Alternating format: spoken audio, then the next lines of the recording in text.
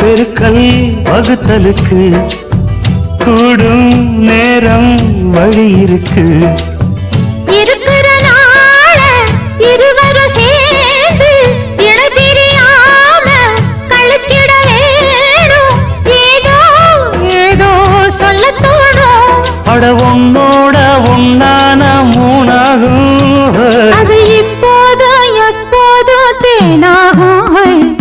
பள்ளிக்கூடம் போகலாமா, அதுக்கு புத்தகத்தை வாங்கலாமா?